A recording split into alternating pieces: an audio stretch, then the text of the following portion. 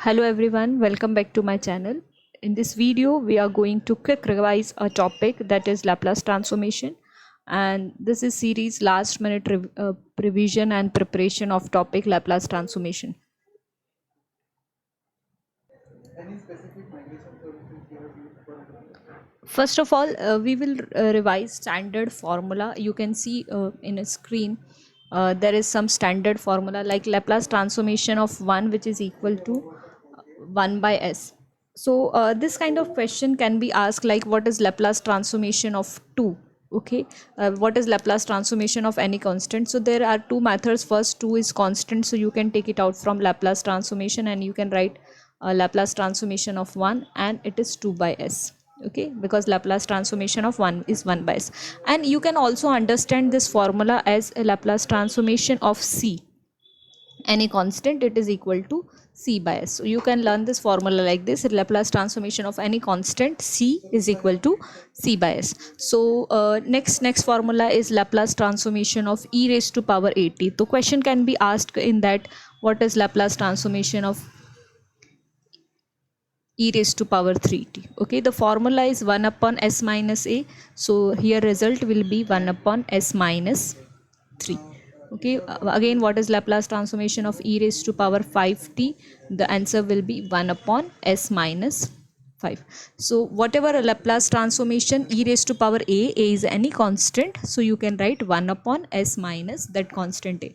Again, you can write Laplace transformation of e raised to power 7t, so it will be 1 upon s minus 7, correct. So now the third formula is e raised to power minus at. Okay, so minus at will be here, it will be 1 upon s plus a. For example, same question, e raised to power minus 3t. So result क्या हो जाएगा? 1 upon s plus 3. Okay, similarly e raised to power minus 5t, तो इसका result क्या हो जाएगा? 1 upon s plus 5. अगर इधर माइनस है तो आपका लैप्लास के बाद वो क्या हो जाएगा? Plus. So Laplace transformation e raise to power minus 7t, तो इसका रिजल्ट क्या हो जाएगा? 1 अपॉन s प्लस 7. अगर ऑब्जेक्टिव टाइप क्वेश्चंस हैं तो इस तरह के क्वेश्चन बन सकते हैं जो आपको डायरेक्टली फॉर्मूला बेस्ड क्वेश्चन है. Similarly, next is Laplace transformation of sin at. Now trigonometric formula. Okay, तो sin at का फॉर्मूला क्या है? a upon s square plus a square. Sine में जो न्यूमरेटर रहता है वो क्या आता है? कांस्टेंट. ओके, फॉर एग्जांपल अगर आपसे पूछा जाए कि साइन ऑफ t क्या है? t मतलब 1t. ओके, तो a का वैल्यू क्या है? 1 है, तो यहाँ पे लिखेंगे 1 upon s square plus 1 square या फिर 1. नेक्स्ट अगर इसको पूछे कि साइन 2t क्या है? ओके, सो साइन 2t क्या हो जाएगा? 2 अपॉन ऊपर आएगा constant, 2 upon s square plus 4, या 2 स्क्वायर लिखो, 2 स्क्वायर क्या होता है? 4. रूट में भी पूछ सकते हैं sign of root 2t Laplace में. ए कोई भी कांस्टेंट है, अभी कांस्टेंट के लिए ऐसा नहीं दे रखा है कि ये 2 होना चाहिए, रूट 2 भी हो सकता है. सो यहाँ पे क्या आ जाएगा? Root 2 divided by s square plus root 2 whole square या फिर 2. ओके, सिमिलरली साइन में न्यूमरेटर जो था वो क्या था? a, मतलब कांस्टेंट. यहाँ पे क्या है? वेरिएबल है जो कि s है. तो अगर यहाँ पे पूछा जाए कि cos 2t क्या होगा लैप्लास ट्रांसफॉर्मेशन का, तो न्यूमरेटर क्या आएगा? s आएगा, एस स्क्वायर प्लस 4. cos और न्यूमरेटर जो है वो इसका क्या है? s. आप ऐसे याद कर सकते हैं, cos के बाद न्यूमरेटर जो आएगा वो आएगा s. Okay, Laplace transformation of cos 3t, तो ये भी क्या हो जाएगा? s upon s square plus 9 या 3 स्क्वायर. ओके, अगर रूट 3 पूछा है, जैसे Laplace transformation of cos root 3t, तो ये क्या हो जाएगा? s upon s square plus root 3 square. तो रूट 3 का स्क्वायर मतलब 3. Okay, now the next formula is sine hyperbolic at, मतलब हाइपरबोलिक के फॉर्मूलेज. ओके, तो साइन at का फॉर्मूला आप देखो, a upon s square plus a square है. साइन हाइपरबोलिक at का फॉर्मूला देखो, a upon s square minus A square है. ओके, यहाँ पे डिनोमिनेटर में क्या आ रहा है? माइनस आ रहा है. तो जो भी साइन और कॉस के फॉर्मूले हैं सर्कुलर फंक्शन के, वहाँ पे डिनोमिनेटर में आपका प्लस आता है और हाइपरबोलिक में क्या आ जाता है? माइनस आता है. ओके, सेम फॉर्मूला साइन में न्यूमरेटर जो है वो कांस्टेंट रहता है, कॉस में न्यूमरेटर जो है वो वेरिएबल रहता है, मतलब ऐसे रहता है. ओके, तो अगर पूछा जाए कि सेम है साइन हाइपरबोलिक t क्या हो जाएगा? तो 1 upon s square minus 1. Okay, okay, denominator minus है मतलब hyperbolic. Okay, Laplace transformation of sine hyperbolic 2t 2/s² minus 4. Okay, so now the next formula is t raised to power n. t raised to power n, तो Laplace transformation of T square क्या होगा। अब यहाँ पे आप देख रहे हैं दो फॉर्मूले लिखे हैं, एक तो लिखा है गामा फंक्शन में, एक लिखा है फैक्टोरियल की फॉर्म में। तो जब भी आपके पास कोई भी ऐसा वैल्यू है जो इन टीचर है, मतलब फ्रैक्शन फॉर्म में नहीं, 2 3 4 5 6 इस तरह से कोई वैल्यू है, तो आपको ये वाला फॉर्मूला यूज़ करना है, n factorial divided by s raise to power n plus 1। तो अगर टी स्क्वायर पूछा है तो ये क्या आ जाएगा, 2 factorial divided by s cube, t cube तो फिर 3 factorial divided by s raise to power 4। Okay, t raise to power 7 तो क्या आ जाएगा 7 फैक्टोरियल और डिवाइडेड बाय एस का एक पावर ज़्यादा दैट इज 8। ओके, सिमिलरली अगर पूछा जाए कि टी रेज टू पावर 2/3 क्या होगा। Okay, now it is in fraction form, तो आपको कौन सा फॉर्मूला यूज़ करना पड़ेगा, गामा का फॉर्मूला यूज़ करना पड़ेगा, gamma 2/3 plus 1 divided by s raise to power 2/3 plus 1। Okay, तो इसका मतलब ये क्या हो गया 3 5, so gamma 5/3 divided by s raise to power 5/3, ये आपका आंसर होगा। तो पहला प्रॉपर्टी जो आप यहाँ देख सकते हैं that is known as a first shifting theorem. First shifting theorem आप फिर से रिकॉल कर लें, Laplace transformation of function of t हमेशा फाई ऑफ एस होता है। तो अगर आप शिफ्टिंग थ्योरम लगाते हैं मतलब e raise to power -at function of t, तो ये phi of s plus a हो जाएगा। सो लेट्स सी ये आपके फॉर्मूले में कैसे अप्लाई होता है। जैसे कि Laplace transformation of e raise to power -3t sine 2t है।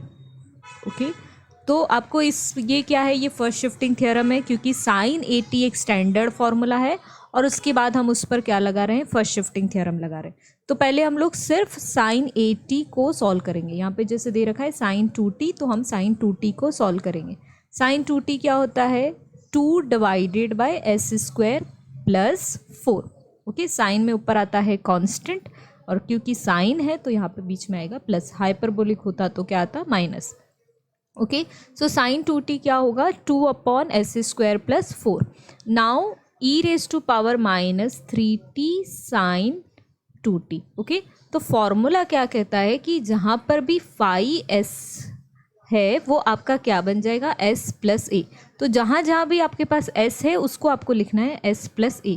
तो ये तो कांस्टेंट है, इसको एज इट इज़ लिखेंगे, 4 भी कांस्टेंट है उसको भी एज इट इज़ लिखेंगे, पर यहाँ पे ये s है तो ये बन जाएगा s। तो जो भी आपके पास s है वो क्या बन जाएगा s प्लस ए। तो यहाँ पर 2 जो है वो कांस्टेंट है, 4 जो है वो कांस्टेंट है, यहाँ पे दे रखा है s², तो ये आपका क्या बन जाएगा s प्लस 3² क्योंकि यहाँ पे a का वैल्यू क्या दे रखा है 3 दे रखा है। ठीक है, so s plus 3 whole square. तो ये आपका जो फाई ऑफ s था, फाई ऑफ s, ये फर्स्ट शिफ्टिंग थ्योरम के बाद क्या हो गया phi of s plus a. Okay, similarly अगर यहाँ पे प्लस दे रखा होता तो यहाँ पे जाके क्या हो जाता -a। एक एग्जांपल ले लेते हैं, जैसे कि Laplace transformation e raise to power t positive ले लिया और यहाँ पे ले लिया cos 2t, तो पहले से ले लिया तो अभी ले लेते हैं 3t। ठीक है, सो cos का फॉर्मूला क्या है, पहले cos का फॉर्मूला लिखना पड़ेगा, cos 3t क्या होता है, सो cos 3t, cos का फॉर्मूला आपको याद होना चाहिए, ऊपर जो न्यूमरेटर है, न्यूमरेटर जो आपका है वो क्या है s² प्लस a², तो ये क्या हो जाएगा s² प्लस a², a मतलब 3, तो 3 का स्क्वायर इज 9। ओके, तो फॉर्मूले से लिखा s² plus 9। Now first shifting theorem, first shifting theorem क्या बोलता है, ई रेज टू पावर 80 है और कोई भी फंक्शन है आपका t का, तो वो क्या बन जाएगा, क्योंकि यहाँ पॉजिटिव है तो यहाँ पे s-1 बनेगा, पर यहाँ पे s कितनी जगह है, न्यूमरेटर में भी है एज वेल एज डिनोमिनेटर में भी है, so it will be s-1 divided by s-1 whole square plus 9। Okay, तो ये आ जाओ आपका फाई ऑफ s था वो क्या बन गया फाई ऑफ s माइनस ए या s-1।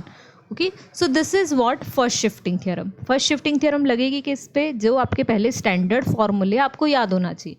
स्टैंडर्ड फार्मूला के बाद आप फर्स्ट शिफ्टिंग थ्योरम अप्लाई कर सकते हैं.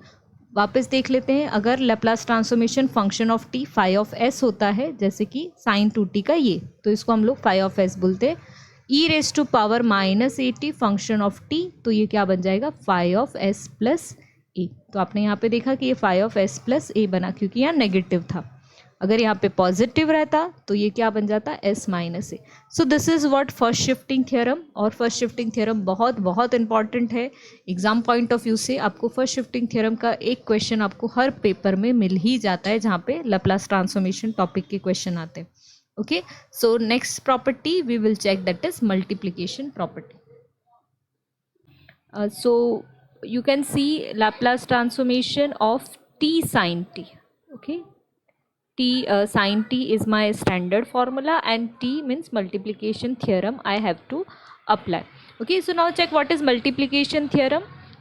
Laplace transformation of function of t is phi of s. Laplace transformation of t raised to power f of t is minus 1 raised to power n differentiation n times d by ds.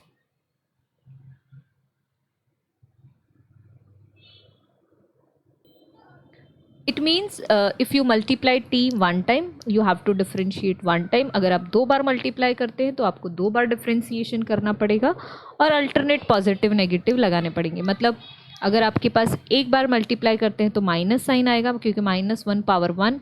अगर आप 2 बार T को multiply करते हैं तो ये minus 1 square आएगा, तो ये क्या हो जाएगा, पॉजिटिव. ओके, सो इस तरह के क्वेश्चन को सॉल्व करने के लिए पहले आपको स्टैंडर्ड फार्मूला सॉल्व करना पड़ेगा, जैसे साइन टी का क्या होता है. ओके, सो साइन टी का फॉर्मूला है 1 upon s square plus 1. Okay, a upon s square plus a square, so 1 upon s square plus 1.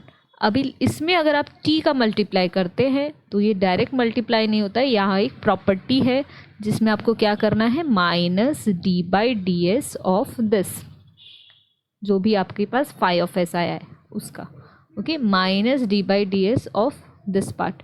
मतलब आपको क्या करना है, डिफ्रेंसिएशन करना है इस पार्ट का. और इसका डिफ्रेंसिएशन क्या होगा, अगर आपको आता है तो आप बहुत अच्छी बात है, नहीं आता है तो आप u बाई वी से डिफ्रेंसिएशन कर सकते हैं. जैसे कि डिफ्रेंसिएशन u बाई वी का फॉर्मूला क्या है, v square, v is constant differentiation of u minus u is constant differentiation of v. तो आप इस फॉर्मूले से कोई भी डिफ्रेंसिएशन कर सकते हैं. यहाँ पे आप क्लियरली देख रहे हैं कि ये 1 अपॉन समथिंग है, तो ये 1 अपॉन एक्स स्क्वायर का डिफ्रेंसिएशन है. तो इसको मैं डायरेक्टली लिखती हूँ, ये बनता है 1 upon x square. Okay, and minus 2x numerator आपका बनता है, तो 2s.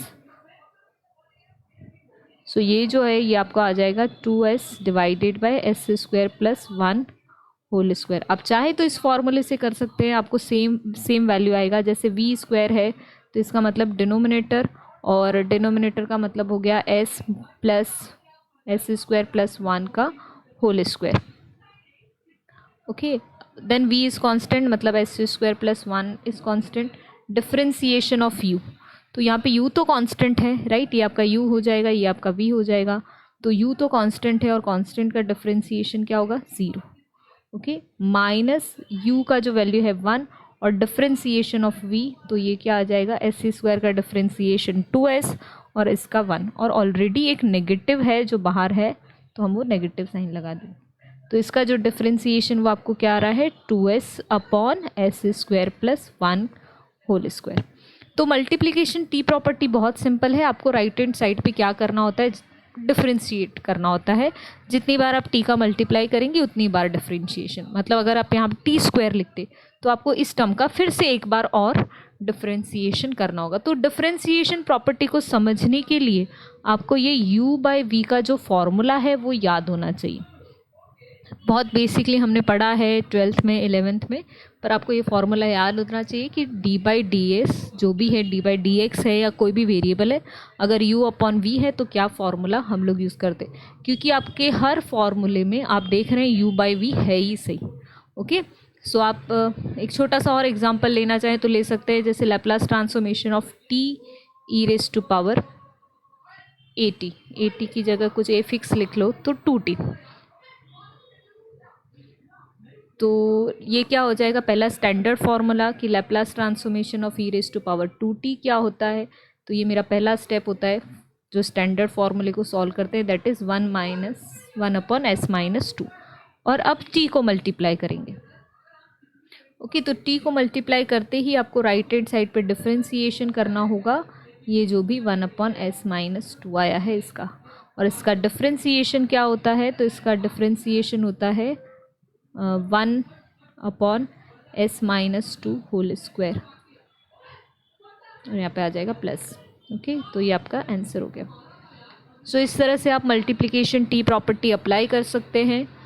बहुत ही सिंपल प्रॉपर्टी है। पहले आपको जो भी फंक्शन दे रखा है उसको पहला स्टेप ये हुआ कि आप स्टैंडर्ड फंक्शन सॉल्व करें और फिर उसका डिफरेंशिएशन करें। तो डिफरेंशिएशन करने के लिए आपको u बाई वी का फॉर्मूला याद रखना है। So this is what multiplication property. Now we will go for next property. Integrate but the limit is s to infinity, lower limit is s, upper limit is infinity. So you can take one example like e raised to power 2t minus e raised to power 3t divided by t. Okay, so first of all what you have to do, you have to find Laplace transformation of standard function, that is e raised to power 2t minus e raised to power 3t. So Laplace transformation of e raised to power 2t minus Laplace transformation of e raised to power 3t. Okay, so this will be s minus 2, this will be s minus 3. Okay, and now division by t property. So division by t property means integrate. So integrate s to infinity 1/s minus 2 minus 1/s minus 3 with respect to ds. Okay, and 1/s integration is log, so it will be log s minus 2 minus log s minus 3, and upper limit is infinity, lower limit is s. So your final answer will be minus of log s by 2, s minus 2 sorry, and plus of log s minus 3. So this will be your final answer. If it is sine 3t divided by t, okay, so first of all we have to find sine 3t, and sine 3t is 3/s square plus 9. You can see by this for standard formula, sine 80 will be a/s square plus 9. Okay, तो sine 3t divided by t, तो आपको क्या करना रहेगा, right hand side पे integration. So s to infinity 3 is constant 1/s square plus 9, और इसका जो इंटीग्रेशन है विद रिस्पेक्ट टू ds, तो ये क्या हो जाएगा, tan इनवर्स s/3. ओके, और 1/3 आगे आएगा, सो ये 3 से 3 कैंसिल हो जाएगा, एंड इंटीग्रेशन जो लिमिट है वो आएगी s to infinity. So this will be pi by 2 because tan inverse infinity is pi by 2, and this is tan inverse s by 3. okay, now इसको याद करने का एक छोटा सा ट्रिक है आपके पास. कैसे आप ट्रिक से याद कर सकते हैं, तो जब भी sin 3t में डिवाइडेड बाई 3 है तो वो जो फंक्शन है वो आपका tan इनवर्स बनता है. ओके, जब भी sin 3t में डिवाइडेड बाई t है तो ये आपका हमेशा tan इनवर्स में आंसर आएगा. आप इससे याद कर सकते हैं sin 3t डिवाइडेड भी your answer in always in tan inverse या फिर cot इनवर्स. ओके, बट जब भी ये कॉस है किसी भी केस में, तो आपका जो आंसर है वो लॉग की फॉर्म में आएगा. ओके, अगर ये कॉस है और फिर डिवाइडेड बाई टी है लैप्लास ट्रांसफॉर्मेशन में, तो ये जो आंसर है वो लॉग की फॉर्म में आएगा. ओके, अगर आपको एग्जैक्टली आंसर चाहिए तो यू हैव टू सॉल्व, पर अगर ऑप्शन इस तरह से हैं तो आप डायरेक्टली अंदाज़ा. फॉर एग्जांपल जैसे लेफ्ट हैंड साइड पर 0 to t f of u, अभी f of u देख के कन्फ्यूज नहीं होना है आपको, क्योंकि फंक्शन ऑफ t लिखते हैं, कई बार फंक्शन ऑफ u लिखते हैं. ये क्योंकि यहाँ पे लिमिट जो है वो t दे रखी है, इसीलिए इस फंक्शन को u लिख रखा है. सो कोई भी फंक्शन है, for example sin 3u 0 to t, okay, du in Laplace transformation. तो लैप्लास ट्रांसफॉर्मेशन इंटीग्रेशन का बिल्कुल सीधा सा हिसाब है, आपको 1/s लगाना है और इसका जो है sin 3u का स्टैंडर्ड फार्मूले से सॉल्व करना है.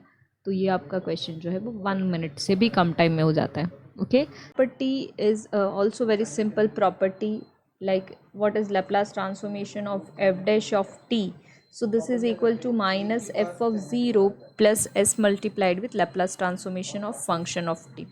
Okay, and if we want Laplace transformation of f double dash of t, कई बार y double dash भी लिखते हैं इसको, so f double dash of t, so this is equal to minus f dash of 0 minus s multiplied with f of 0 plus s square Laplace transformation of function of t.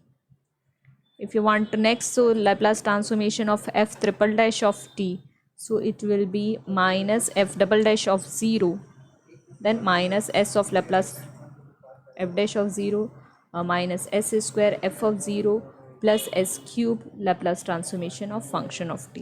तो अगर इस तरह के question दे रखे होंगे तो आपको F of 0 का वैल्यू दे रखा होगा, एफ डैश ऑफ 0 का वैल्यू दे रखा होगा. अगर ये वैल्यूज़ नहीं दिए हुए हैं तो आपको फंक्शन में टी के प्लेस पे 0 रख के ये पर्टिकुलर वैल्यूज़ फाइंड आउट करने हैं.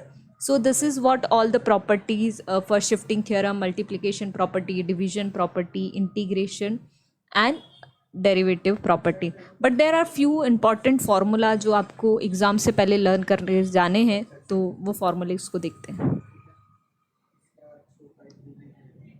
And last but not the least, this formula is also important in topic Laplace transformation because if you have a Laplace transformation of sine square t, so you don't have direct formula in your standard formula. So what you have to do, this square t you have to convert into 2 theta formula because Laplace transformation जो है वो पूरा की पूरा आपका integration है. तो जैसे स्क्वायर फंक्शन, क्यूबिक फंक्शन या कोई भी ऐसे फंक्शन है जिसका हम लोग डायरेक्टली इंटीग्रेशन नहीं कर सकते, आपको पहले उसको कन्वर्ट करना पड़ेगा फिर ही उसका इंटीग्रेशन फाइंड आउट कर सकते हैं. वैसे ही अगर आपको साइन स्क्वायर टी मिलता है तो आपको लिखना है 1 minus cos 2t divided by 2. और अब आपको इसका लैप्लास ट्रांसफॉर्मेशन फाइंड आउट करना है, तो 1/2 कांस्टेंट है, बाहर आ जाएगा लैप्लास ट्रांसफॉर्मेशन ऑफ 1 माइनस 1/2 बाहर आ जाएगा Laplace transformation of cos 2t. Okay, so Laplace transformation of 1 is 1/s and cos 2t Laplace transformation is s upon s square plus 4. तो ये इसका सल्यूशन रहेगा. बट अगेन अगर आपके पास कोई भी स्क्वायर फंक्शन है, चाहे साइन में है चाहे कॉस में है, तो पहले आपको इसको ऐसे कन्वर्ट करना है फिर ही आपको सॉल्व करना है.